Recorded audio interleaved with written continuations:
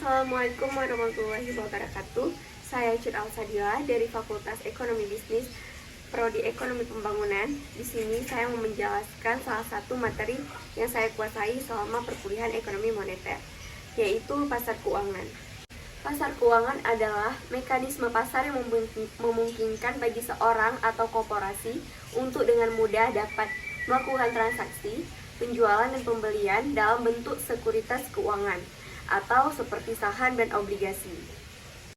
Definisi lainnya untuk pasar keuangan dapat berarti yang pertama, suatu sistem pasar yang memfasilitasi terjadinya perdagangan antar produk dan turunan keuangan seperti misalnya bursa efek yang memfasilitasi perdagangan saham, obligasi, dan waran. Dan yang kedua, pertemuan antara pembeli dan penjual untuk memperdagangkan produk keuangan dalam berbagai cara termasuk penggunaan bursa efek secara langsung antara penjual dan pembeli atau over the counter. Kemudian pasar keuangan ada fungsinya ada 3, yaitu yang pertama, pasar menentukan harga aktiva yang diperdagangkan melalui interaksi antara penjual dan pembeli.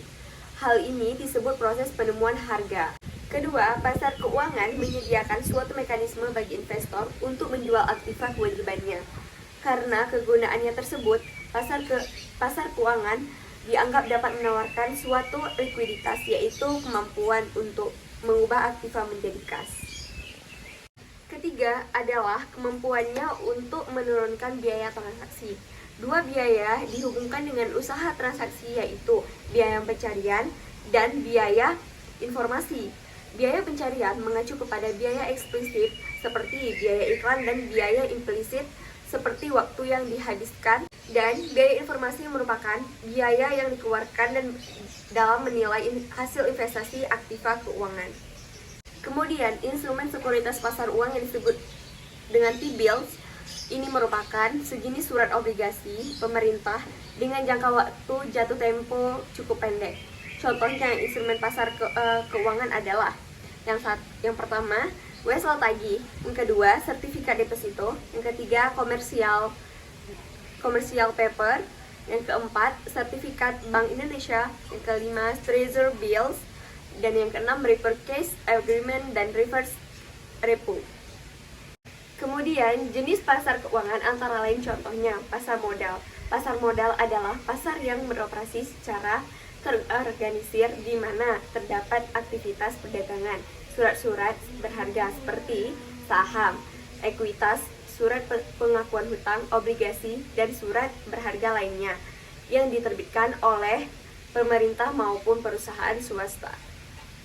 Dan jenis lainnya adalah pasar falas atau valuta asing, merupakan suatu jenis perdagangan atau transaksi yang memperdagangkan mata uang suatu negara terhadap mata uang negara lainnya yang melibatkan pasar-pasar utang utama di dunia selama 24 jam secara berkesinambungan. Dan jenisnya lainnya lagi adalah pasar komoditas. Pasar komoditas adalah yang memfasilitasi perdagangan komoditas. Dan jenisnya lagi yang lain adalah pasar uang. Pasar uang adalah merupakan sarana pembiayaan utang jangka pendek dan investasi. Dan jenisnya lagi yang lain adalah pasar derivatif. Pasar derivatif merupakan sarana yang menyediakan instrumen untuk mengelola risiko keuangan. Pasar derivatif terbagi lagi menjadi pasar berjangka. Pasar berjangka yang merupakan sarana yang menyediakan standarisasi kontrak berjangka bagi perdagangan suatu produk pada suatu tanggal di masa mendatang. Dan yang terakhir, jenis dari pasar keuangan adalah pasar asuransi, yang merupakan pasar yang memfasilitasi redistribusi dari berbagai resiko.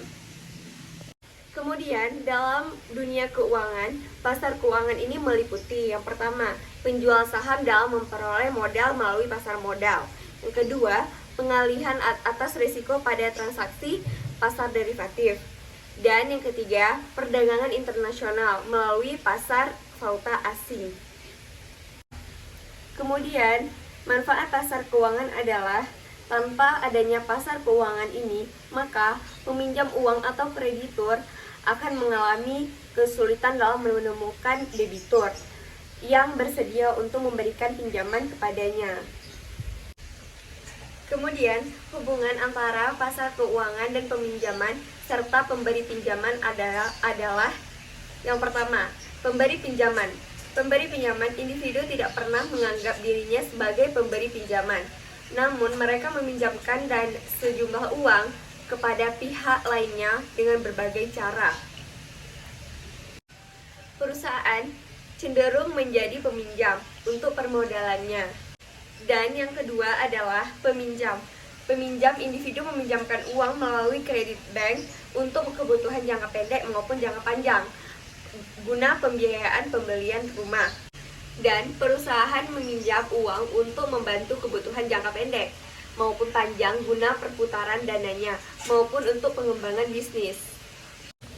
Sekian penjelasan dari saya tentang materi pasar keuangan ini yang saya kuasai selama perkuliahan ekonomi moneter.